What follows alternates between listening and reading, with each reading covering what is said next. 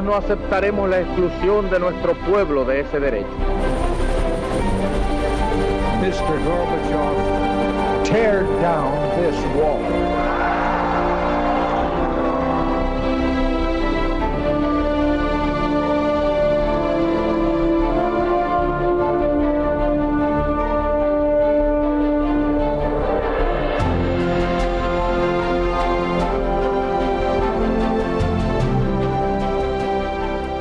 Buenas noches, señoras, caballeros, bienvenidos a Tiempos Modernos. La siniestra maquinaria del comunismo soviético, la siniestra maquinaria del estalinismo tuvo en España muchos ecos, pero uno particularmente decantado: las matanzas de Paracuellos, ejecutadas al más puro estilo soviético, que abrieron una forma de matar en masa. Fue así. La mayor matanza de la Guerra Civil fue la del Paracuellos del Jarama, cerca de Madrid, en noviembre de 1936, perpetrada por milicianos del Frente Popular al más puro estilo soviético. En aquel momento, el gobierno del Frente Popular, ante la cercanía de las tropas de Franco, había abandonado Madrid. En la capital mandaba ahora una junta de defensa dirigida por el general Miaja como jefe militar, pero por debajo de ese mando, las Juventudes Socialistas Unificadas se habían hecho con el control político de la seguridad y el orden público. Ese mismo día, las Juventudes Socialistas, dirigidas por Santiago Carrillo, se habían pasado en bloque al Partido Comunista, y este, siguiendo instrucciones directas de los agentes de Moscú, era ya el auténtico poder político en la capital de España. Fue precisamente un consejero soviético, Mikhail Kholstov, quien sembró en las cabezas de los comunistas españoles la idea de liquidar a los presos políticos. Si los nacionales tomaban Madrid, arguyó, en las cárceles iban a encontrar militares, abogados, médicos, escritores y funcionarios que de inmediato formarían la élite de la España de Franco. Había que eliminarlos. ¿Y cómo saber quién era quién en la abundante población reclusa de aquel Madrid? Era fácil. El ministro de la Gobernación, Galarza, antes de fugarse, había dejado en las cárceles los ficheros con todas las identidades de los presos. Los milicianos, excitados por la idea, pusieron manos a la siniestra obra. Desde la madrugada del 6 de noviembre, los presos políticos derechistas empezaron a ser sacados de las cárceles de Madrid y trasladados por la fuerza en autobuses y camiones. Oficialmente se decía que eran enviados a Valencia, pero en realidad se les hacía bajar de los vehículos en las cercanías del pueblo de Paracuellos del Jarama y allí eran fusilados en masa. Las víctimas eran principalmente ciudadanos de ideas derechistas, militares y profesionales sospechosos de simpatizar con el bando nacional, pero entre los asesinados había incluso niños. Los ejecutores fueron fundamentalmente los piquetes dispuestos por las milicias del Partido Socialista, el Partido Comunista y el sindicato UGT. El consejero de Interior de la Junta de Madrid, el joven comunista Santiago Carrillo, fue el principal responsable político de la operación. Entre el 7 de noviembre y el 4 de diciembre de 1936, más de 2.500 personas fueron asesinadas por este procedimiento en Paracuellos. Las matanzas no cesaron hasta que el anarquista Melchor Rodríguez se hizo cargo de las prisiones de Madrid. Un episodio absolutamente siniestro, truculento, traumático, trágico, que aquí vamos a examinar fundamentalmente por su relevancia política, porque fue, Juan Fruger, buenas noches. Buenas noches. Una operación política. Fue una operación política, además perfectamente cronometrada y milimetrada. No es casualidad que el mismo día 6 de noviembre el gobierno abandone Madrid. Esa misma tarde, a lo largo de todo el día, van saliendo con sus problemas, porque algunos son parados, sobre todo por milicias anarquistas a la salida, son llamados traidores, pero en ese mismo momento las Juventudes Socialistas Unificadas, que eran unas juventudes conjuntas de Partido Socialista y Partido Comunista, pasan a depender orgánica y exclusivamente del Partido Comunista, con Santiago Carrillo a la cabeza, y esa misma madrugada, con toda la documentación que queda en las cárceles, que no ha salido como debería haber correspondido al irse la administración pública a Valencia, se les deja la documentación de quiénes están en cada cárcel a disposición de esas milicias que empiezan con las matanzas esa misma noche. No esperan, no tienen que organizar nada, todo está organizado, todo está planificado, ¿no? Entonces, evidentemente, la situación política, la subida de poder de los comunistas en detrimento de anarquistas y socialistas en Madrid queda clara, y ya sea a través de los asesores soviéticos, se ha organizado. Veremos, este mismo ejemplo es lo que ocurre, por ejemplo, en la Polonia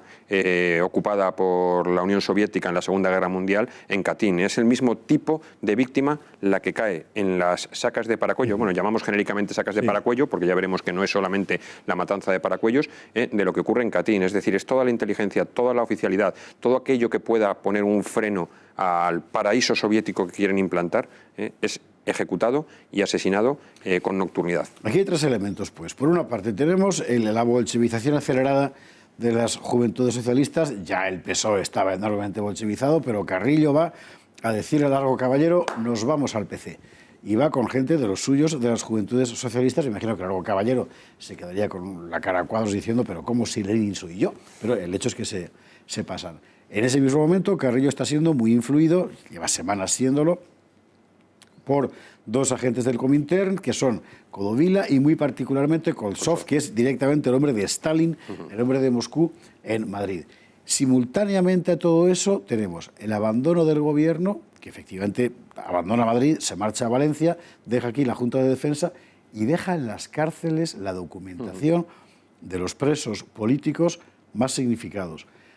Pero no solo por razones, que eran las razones políticas iniciales, en fin, de su posible relevancia para el bando enemigo si ocupaba la capital, sino por razones tan peregrinas como ser asiduo de la adoración nocturna. Por ejemplo, y no solo el hecho de que aquellas personas consideradas contrarrevolucionarias, que era el estigma, ¿no?, que se podía aplicar, sino que es que en Paracuello son asesinadas familias completas. No es solamente lo que se saca las sacas de las cárceles empiezan el día 7 de noviembre, pero ahí se está asesinando durante un mes todas las noches. No todo sale de las cárceles. Hay detenciones que se hacen y en la misma noche son trasladados a Paracuellos o a Rivas o a Majadahonda, a Pozuelo, a Aravaca, sí, a todos los... Van allí. O sea, hay un listado de 276 menores de edad asesinados en Paracuellos. Eso no es una persona objetivamente, un menor de edad, un niño, no es una persona objetivamente peligrosa para la Revolución Soviética. Es simplemente el concepto ruso de acabar con una forma de pensar, una ideología, todo aquello que pueda, a corto, medio y largo plazo, significar la oposición a lo que ellos quieren implantar. Aquí hay una responsabilidad política inmediata que no se le atribuye al jefe de la Junta de Defensa de Madrid, que es el general Miaja, sino muy específicamente a los responsables del órgano de seguridad, que son Carrillo y sus muchachos del ya Partido Comunista. Sí, sobre todo Serrano Poncela, ¿no?, que es su número 2, que es realmente el que firma, ¿no?, porque Carrillo tiene la habilidad de no firmar las órdenes, ¿no? Es Serrano Poncela. El procedimiento, todo el mundo que lo ha estudiado, nadie duda ya en señalar a Santiago Carrillo como responsable político sin ninguna duda. Algunos plantean que él simplemente ejecutó una idea ajena, pero la ejecutó, y otros le añaden algo más. Sí, ahí hay dos cuestiones, ¿no?, diferentes. Por un lado, es indiscutible que el máximo responsable de lo que está ocurriendo en todos esos municipios de alrededor de Madrid donde se está asesinando a marchas forzadas y con un plan preestablecido es Santiago Carrillo. Eso ya nadie puede dudarlo, incluso el método está estudiado, se sabe con la documentación que se le daba cartas de libertad y traslado a Valencia. Y resulta que de las cartas de libertad y traslado a Valencia, ninguno llega a Valencia, prácticamente nadie es puesto en libertad y todos acaban en Paracuellos, ¿no? Las firma Serrano Poncela, como decíamos hace un momento, y Carrillo es quizá la inteligencia, ¿no?, el que diseña el plan y lo ejecuta. Pero luego hay otra cuestión y es la autoría material de los hechos empieza a extenderse entre las diferentes milicias. Se crean esas milicias de defensa de la retaguardia. Ahí quería ir yo precisamente, porque este es un asunto muy importante. O sea, hay mucha gente a la que se mata al mismo tiempo en Paracuellos. No todos los cadáveres que aparecen allí, luego hablaremos de ellos si nos da tiempo, pero muchos cientos y hasta miles. A lo largo de, en principio, una semana, que es el grueso de las matanzas. Hace falta mucha gente para matar a tanta gente. Hace falta, y una organización muy clara. Claro, y gente que está más allá del ámbito concreto de los milicianos que tenía a mano el PC en aquel momento y organizados.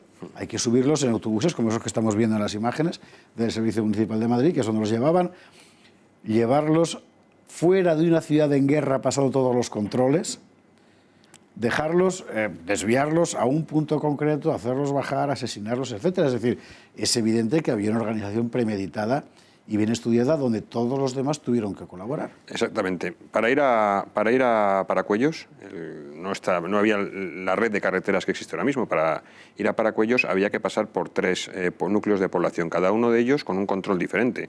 Eso lo cuenta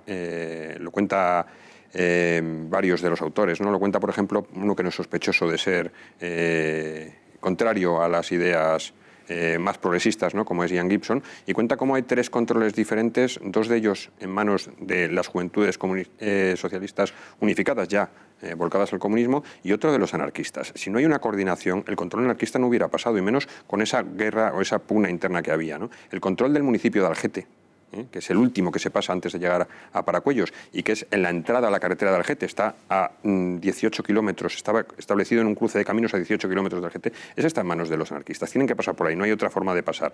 Y ahí además ese tramo de carretera antigua queda y es una senda entre árboles que es verdaderamente, yo la he visitado por noche, es espeluznante, ¿no? Yo me imagino las decenas de personas en esos autobuses a oscuras y pasando entre las filas de árboles, debía ser matados normalmente de dos en dos por la muchos de ellos con alambre en lugar que hay muchas de las exhumaciones que están en alambre. Entonces esa organización está claro, hay una coordinación y además colaboran muchos servicios públicos. Los autobuses tienen que ser cedidos. Claro. Los conductores, no todos los milicianos pueden conducir esos autobuses. Los autobuses iban en caravanas de 4 y de 5. Estamos hablando de autobuses de 2 plazas con capacidad cada uno de ellos para 50 o 60 personas. O sea, se sabía que iba a ser una gran matanza cuando se organizó. Una última cuestión, que nos queda un minuto nada más, pero hay que aclarar. Las cifras, que siempre son tan complejas aquí.